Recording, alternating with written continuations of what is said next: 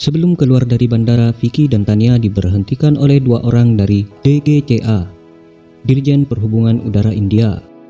Mereka menyita ponsel dan meminta untuk ikut mereka dan akan dimintai keterangan atas insiden pendaratan tadi. Setibanya di ruang interogasi, seorang wanita yang bernama Radhika Roy masuk dan langsung berkata pada Vicky bahwa jangan khawatir, ia bukanlah petugas dari DGCA. Ia adalah pembela dan problem solver yang baru dari maskapainya Skyline.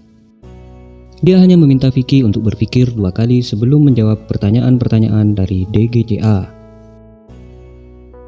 Petugas DGCA pun datang dan mulai menginterogasi Vicky dan juga Tania yang berada di ruangan lainnya. Sementara itu, AAIB, Biro Investigasi Kecelakaan Pesawat India, mengumpulkan semua bukti yang ada di pesawat termasuk flight recorder. Setelah pemeriksaan selesai, tepat sebelum petugas meninggalkan ruangan, Vicky berkata, seharusnya orang yang telah menyelamatkan nyawa 150 orang hendaknya diperlakukan lebih baik.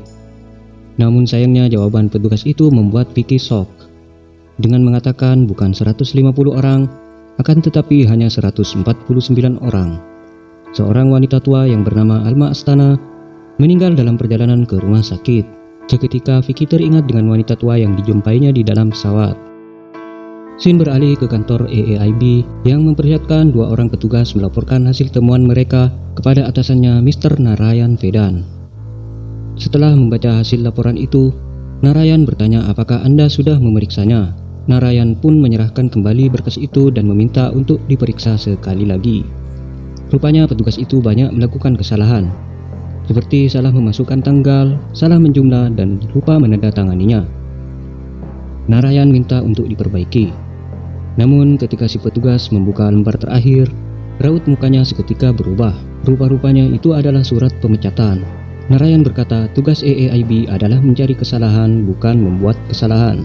Dari sini menunjukkan karakter Narayan Vedan, seorang investigator senior yang sangat teliti dan sangat tegas. Di saat Vicky akan meninggalkan bandara dan pulang ke rumah, ia menerima telepon dari anak Nyonya Alma Astana. Ia mengatakan hanya ibunya satu-satunya orang yang meninggal dalam penerbangan itu.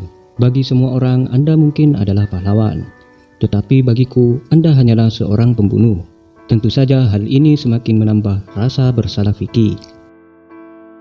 Keesokan paginya Vicky terlihat murung di teras rumah. Rasa bersalah terhadap Alma Astana terus menyelimuti pikirannya. Samaira pun menghampiri dan memberinya semangat. Waktu perayaan ulang tahun Shaina pun tiba. Semua orang tampak senang dan bahagia. Tiba-tiba muncul seseorang yang mengantarkan hadiah dan sepucuk surat. Rupanya itu hadiah dari Narayan dan surat panggilan persidangan dari AAIB.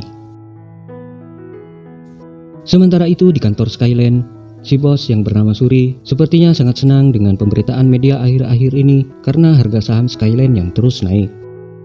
Namun seketika raut wajah Suri yang semula sumringah mendadak pucat pasi ketika mendengar nama investigator yang menangani kasus ini adalah Narayan Vedan sendiri, bukan anak buahnya. Si Suri tahu betul rekam jejak Narayan Vedan, investigator yang sangat teliti menganalisa setiap detailnya.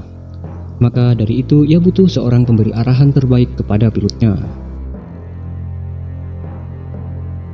Scene beralih ke kantor Narayan Vedan, di mana Mr. Tripati ditemani seorang temannya datang memenuhi panggilan dari Narayan. Setelah sedikit basa-basi, Narayan langsung bertanya mengapa permintaannya tidak dibalas sampai-sampai pihak AAIB harus menunggu selama 4 hari, namun tidak ada kejelasan apapun dari pihak ATC Cochin. Di dalam hati, Mr. Tripati merasa ini adalah kesalahannya karena tidak menyerahkan kertas informasi kepada penggantinya. Karena takut langsung dipecat, Mr. Tripati beralasan bahwa rekaman di ATC Cochin ditulis ulang setiap 12 jam.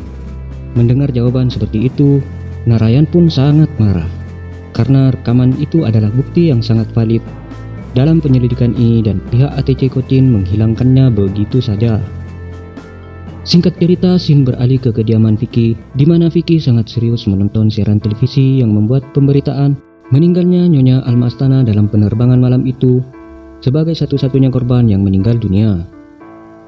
Hal ini secara tak sengaja diketahui oleh Samaira bahwa yang selama ini membuat Vicky murung adalah meninggalnya wanita itu.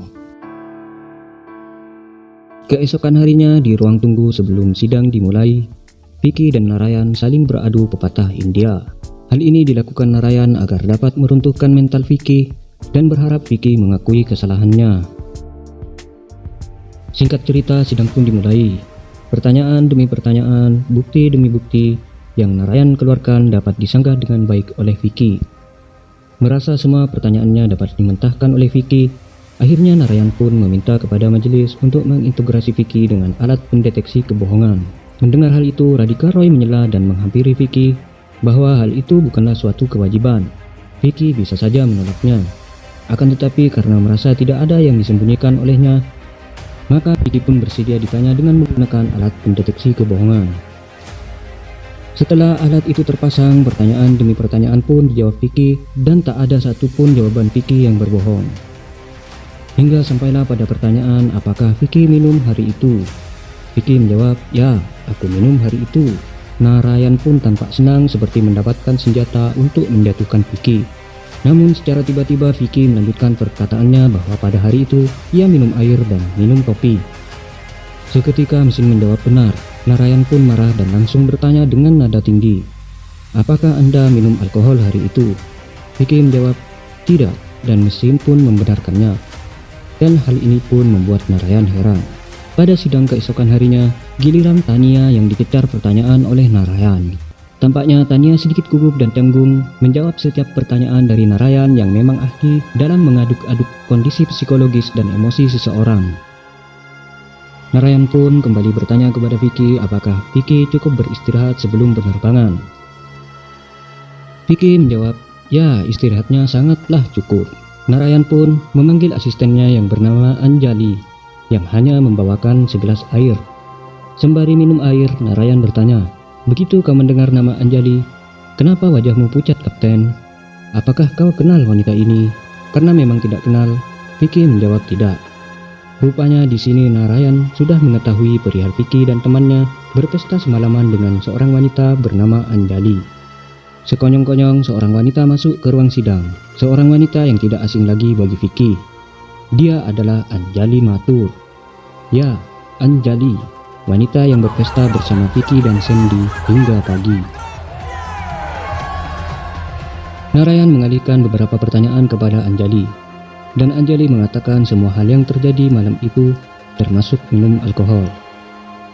Tentu saja hal ini menjadi amunisi baru bagi Narayan dan bertanya kepada Vicky apakah kau mau menyangkal wanita itu. Akan tetapi dengan tenang, Vicky membenarkan semua yang dikatakan Anjali. Narayan pun kembali bertanya, "Jika semua yang dikatakan Anjali benar, artinya kamulah yang berbohong dan mengaku telah cukup beristirahat." Disinilah kejeniusan Vicky. Yang dia bilang dia tidak beristirahat malam hari, tetapi dia beristirahat di siang harinya dari jam 6 pagi sampai sore hari. Akan tetapi dengan senyum sinisnya Narayan pun berkata, "Namun sebelum itu kau minum alkohol semalaman." Vicky pun menjawab larangan minum alkohol adalah 12 jam sebelum penerbangan dan dari jam 6 pagi sampai pesawat lepas landas ada jeda 15 jam. Maka ia tidak melanggar aturan apapun.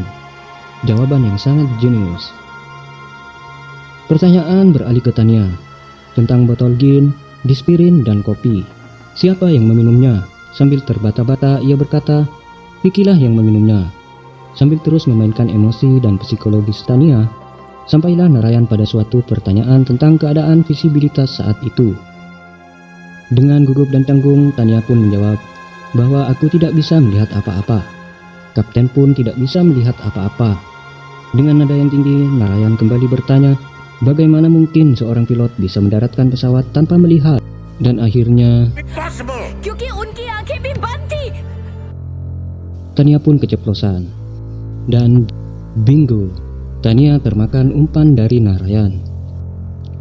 Narayan seperti mendapatkan senjata pamungkas untuk menjatuhkan Vicky. Tania seakan menyesali apa yang telah diucapkannya barusan. Ia meminta untuk melewatkan pertanyaan tadi, namun apalah daya nasi sudah menjadi bubur ayam.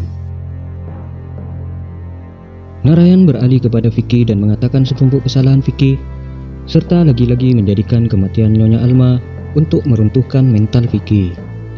Karena diselimuti rasa bersalah terhadap kematian Nyonya Alma, Vicky pun hanya bisa terdiam.